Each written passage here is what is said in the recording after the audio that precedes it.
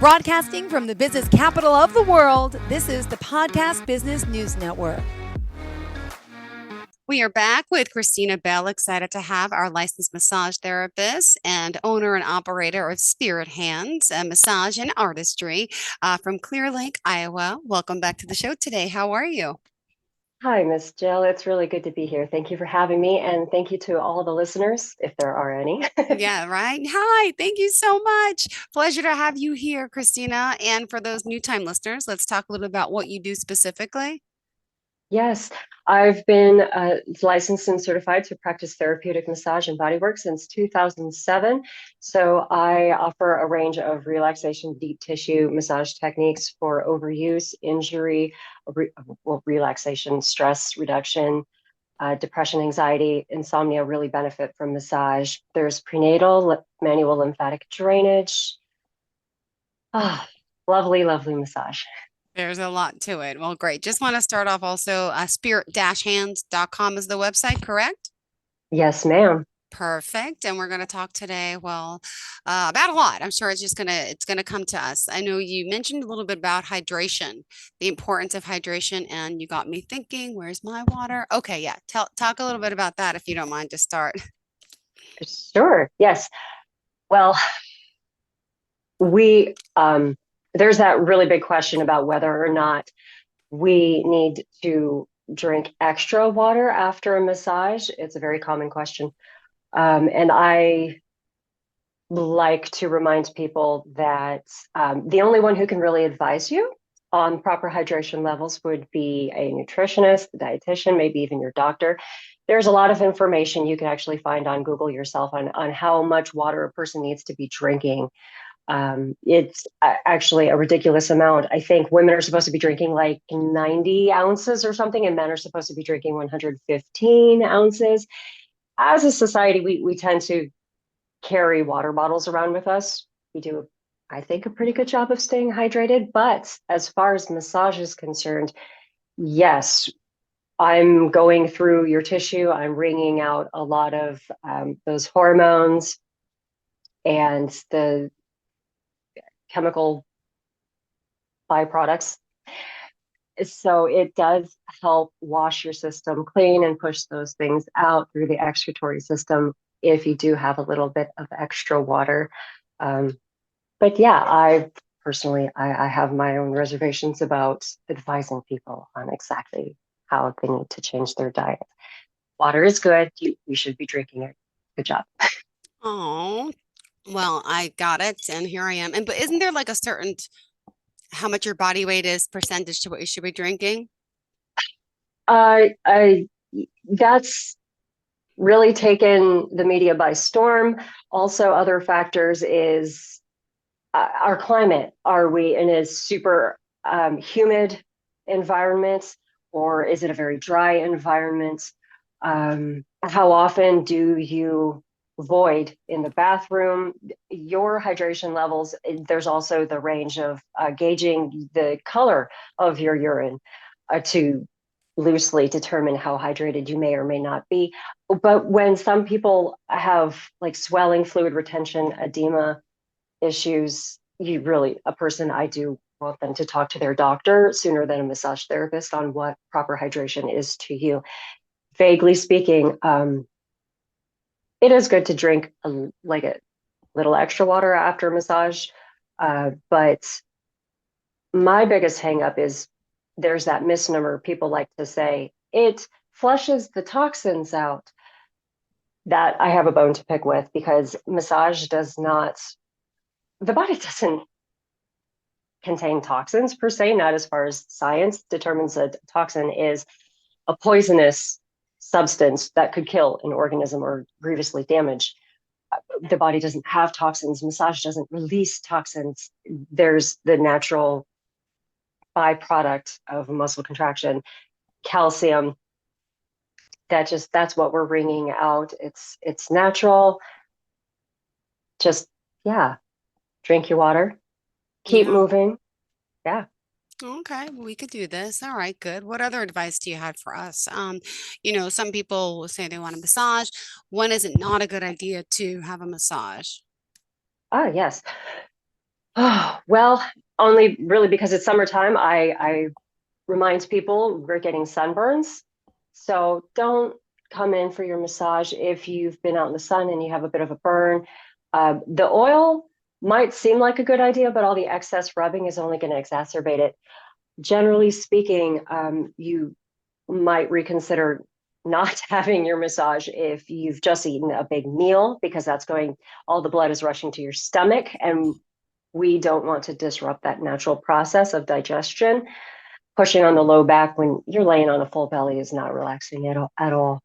If it's just sustained an acute injury, people who just had like a car accident will call and say, I really hurt all over. Can I come in for a massage? And as much as I would like to help them, they are in an acute inflammatory stage and they need first aid, rest, and ice before a massage, especially if there's been blunt force trauma to the head. That is actually not safe for up to like 2 weeks after a blunt force brain trauma injury.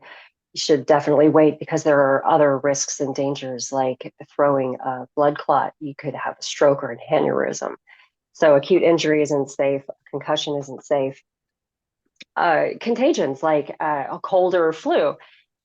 I know with the body aches, people really desperately want to feel better. They think being touched and rubbed would help the flu go away. In fact, it's going to push the germs even deeper back into your system, and it's going to not just make you twice as sick, but probably twice as long as well, and not just communicate those germs elsewhere.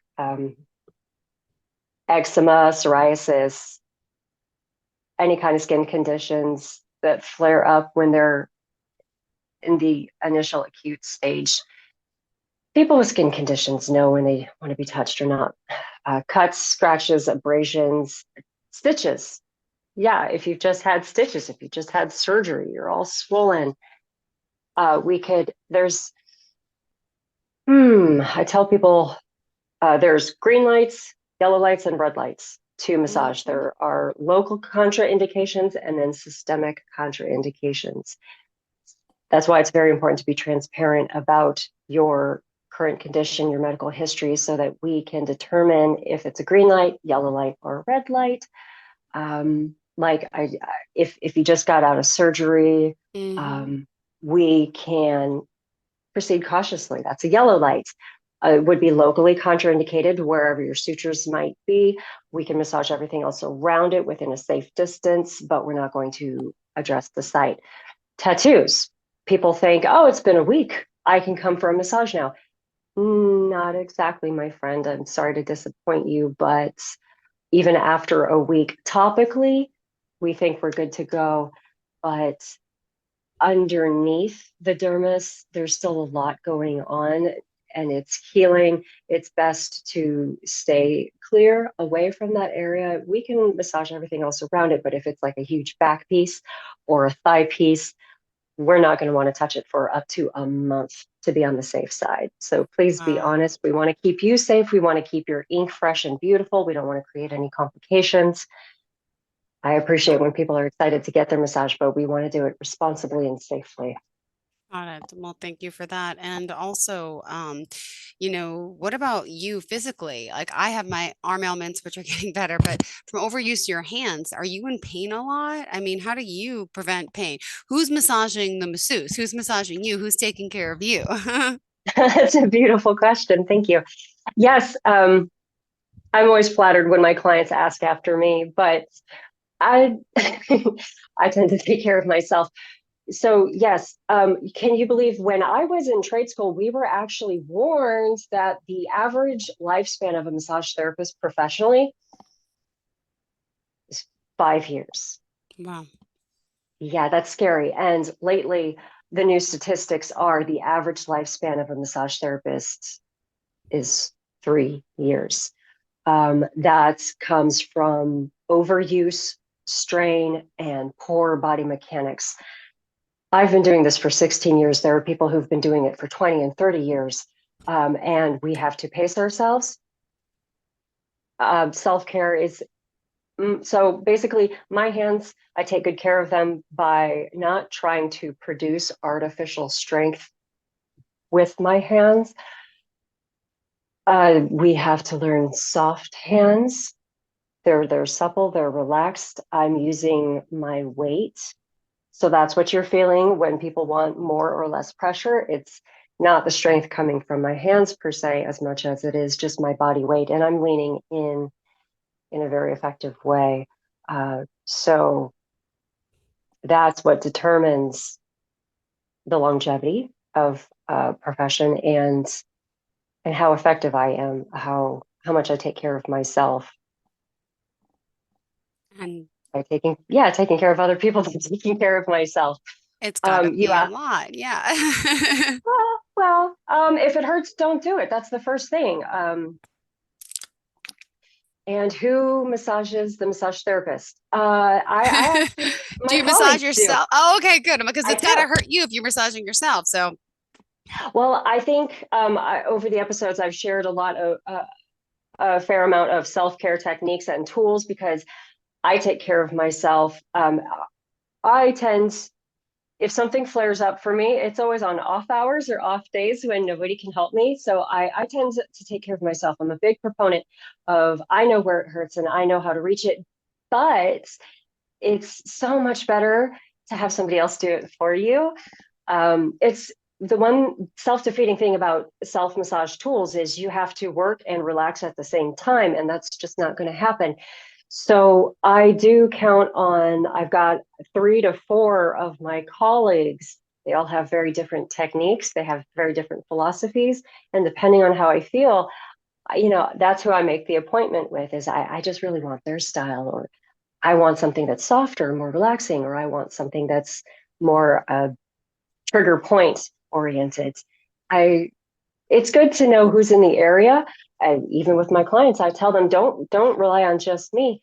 It's okay to have multiple massage therapists in your back pocket because we're all so very different. We can do different things. And one might not be available at the time that you need us. I have no reservations about recommending out to my colleagues. It's great to have that network to yeah, know who your allies are. it so is. Uh-huh. Mm. Oh my goodness. Ah, all right. Well, want to remind everyone, Christina, how we contact you. Yes, spirit-hands.com. There's my phone number. You can call or text. There's my email. I operate from Tuesdays through Saturdays, so I can help. And yeah, I'm here just if you have basic questions, consultations, or if you know you're going to be passing through the Clear Lake area and want to schedule out, call ahead. Definitely, I'll do my best to get you in. Okay, awesome, awesome. And you also mentioned you use hot stones sometimes for massages. What is that for? And just curious compared to just heat, like explain the difference what the hot massage does. And then I know you also want to dive into a little bit about prenatal massage. Oh gosh. Yes. So, hot stones massage therapy is very luxurious because, yes, you do have the added benefits of the heat, the weight of the stone, and then the tactile manipulation. Massage is great, but then the heat really promotes circulation. Like I said, we've got to like flush out those byproducts and bring in fresh oxygen and nutrients that only the blood carries.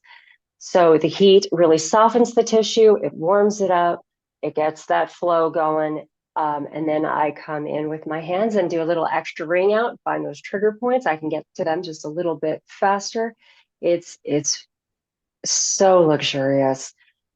Um, when people come for hot stones, I actually like to introduce them to the rocks before they're even on the table. I want them to see the stones. If you don't see them on TV or in a movie, a lot of pictures on the internet, you'll see that they are smooth black stones. They're basalt volcanic rocks, very different from, you can't just go out to the local stream and start hunting rocks because they don't have the same crystalline structure to retain heat the way that a basalt stone will. Being volcanic, it's exposed to intense heat and they hold that a lot longer. Hot stones truly, truly are hot, we're talking over 100, 135 degrees Fahrenheit. Just depends on if the massage therapist, if we can't hold it in our hand, then it's not safe to apply to the client's skin. And you'll notice there's difference between placement stones and then the moving massage stones. We have an array of techniques that we will use in your session. It's really good to talk to your therapist about what you want out of your hot stone treatments. If you are having those muscle aches or pains, or if you just want basic relaxation, if you like placement stones or not. I personally like to customize the session. I had a client not too long ago. They had been hunting around for a while because they were in love with one massage therapist who retired, and they couldn't find another hot stone technician to emulate what they were used to, what they really wanted. And so we sat down and we talked, and we kind of dissected what was, because I knew this massage therapist before they retired. So I was acquainted with them a little bit to find out exactly what it is that the client wants so that I can cater the session to their needs. And that's how you win new loyal customers is not getting stuck in a rut and doing what you want to do and what you know works, but listening and being sensitive and sympathetic to that. I like new challenges. Hot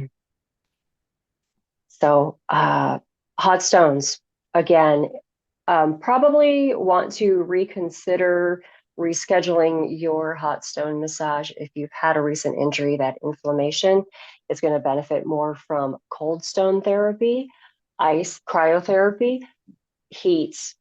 After a certain stage period, heat would be a good idea down the road, but not immediately. So again, with the sunburn injuries, diabetes, you'll want to check with your doctor. History of blood clots, you're going to want to be honest about that. And any kind of ports, medicine, patches, you don't want us bumping into that with the stones. Got it. All right. Thank you so Mhm. much. And then, people, when you do a prenatal massage, let's talk about those that are pregnant, right? Up until what month can you get one? And what are the benefits of that to the baby? And do you massage the belly or you stay away from the belly? Just curious. Yes. Well, actually, I'm very, very interested because you've been a mama twice over. Did you ever venture to have a prenatal massage? No, I never did. I was just scared. I was scared to work out. I was scared to walk. I was scared to breathe. I mean, especially my first one. The second one came, and unfortunately, my mother was so sick with cancer. It was all about self-care to her, so I didn't even matter. But those are the things I never even thought of with the first one. I was just scared of everything as a new mom, not to get touched, not to walk, not to. It was, yeah, people have that anxiety, but Yeah, and also what you can eat, what you can't eat, sushi, yogurt, there's all kinds of information flying across the media. You're actually that's very natural is to be fearful because it's not just yourself. I mean, we think we're invincible, but as soon as we're responsible for a baby, that's a new level of anxiety. But also that anxiety right there is what massage can help with because those hormones, the fight or flight, adrenaline, the baby's getting saturated in that. It's passing, it's in your system, it's in the baby's system. So if we can get you those endorphins and get you to calm out, then the baby can get calmed out too. Um, so lots of questions. I love the questions you ask, Miss Jill. Um, we pretty much advise ladies. The first trimester is the most delicate trimester because the body is only catching on to what's happening and beginning to make adjustments. If anything is likely to go grievously wrong, it's most likely to happen during the first trimester, and massage therapists really don't want to be one more factor. So it's best to know that the egg has safely planted and it's not going anywhere. You can, a lot of ladies don't even know that they're pregnant during the first trimester. Um, so I don't know. I hate to say it, but massage is what am I trying to say? It's not so much ill-advised or contraindicated. It's just uh I'm sorry. I'm It's losing my train of okay. thought here. It happens. Um Don't worry, yeah, Christina. yeah. uh we want to know that you're safe and that like sports massage definitely not recommended during the first trimester. A gentle, relaxing massage could be safe, but I always say err on the side of caution. Uh, so you can massage is perfectly safe. Prenatal massage is perfectly safe. In fact, some doulas have massage therapists who will come if it's like a home birth or in the tub. People will get massages during labor. Those are very brave souls. Um, when it's properly, ethically done, massage is generally always safe. Um, there are two ways to go about a general prenatal massage. There's the side lying position, using body pillows to accommodate the belly, to cushion between the knees and ankles.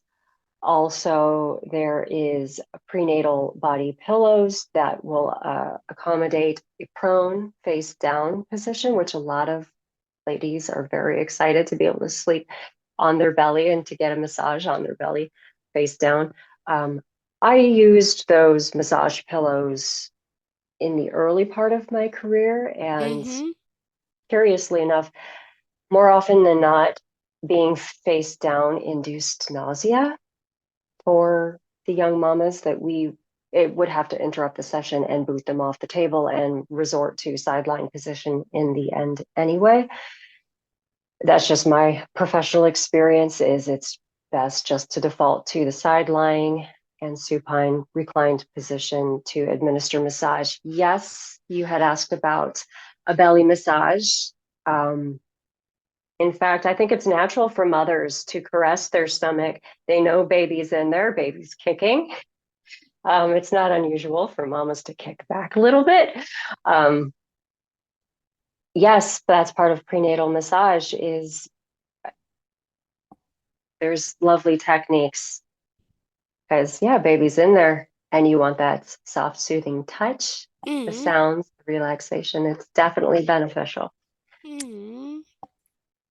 There is a lot of talk about ankles. In fact, some people, have you heard um, advising against getting things like pedicures when you're pregnant? Have you heard that? No, I have not. I've heard about dyeing That your hair, but pedicures, well, that no.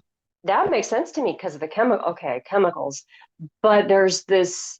Some people are saying to avoid pedicures when you're pregnant because of the dreaded ankle massage. Heaven forbid we should touch the ankles because reflexology points that correlate with the lower pelvis reside in the ankles. Um, I've got like super pregnant, due, ready to burst mom is coming to me begging, "Can you induce labor? Please rub my ankles." And I've, I gotta say, I've never successfully induced labor by hitting those reflexology points. Wow. I've talked with my colleagues, and likewise, they have never successfully induced labor.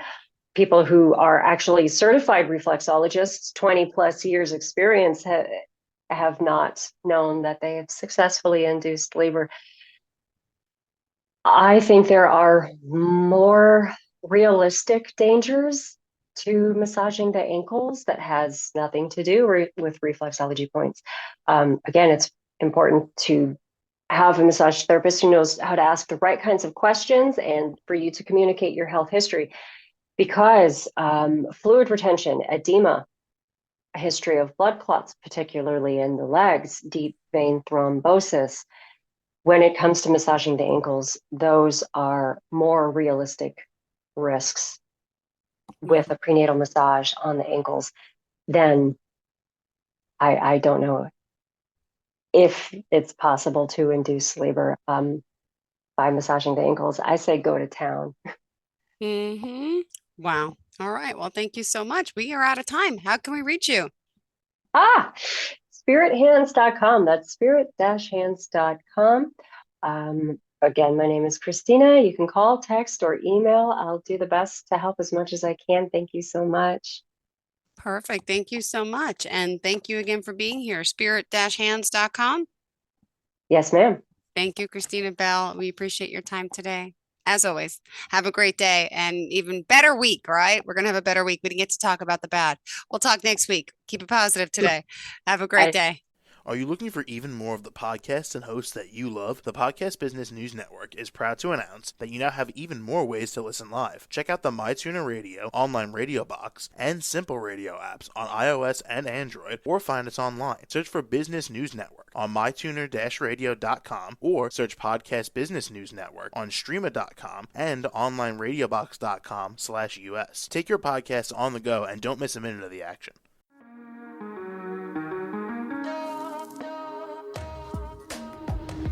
Broadcasting from the business capital of the world, this is the Podcast Business News Network. For nearly 2,000 severely injured veterans, everyday life has become filled with barriers. Day-to-day simple tasks can become pretty daunting. I have to carry my chair up 2 flights of steps or have somebody do it for me. What scares me the most is just the falling. When I'm struggling with my house, I think, to have that one great barrier just knocked down, it's crucial. Home for Our Troops is a wonderful nonprofit that builds a mortgage-free, fully adaptive, handicap-accessible house. And there's no catch. It'll be our very first home that we've ever owned. This is a game changer. This is where your life begins again. We need you to join us in completing this important mission. Please visit hfotusa.org and help build homes and rebuild lives. Because of you, everything's going to be okay.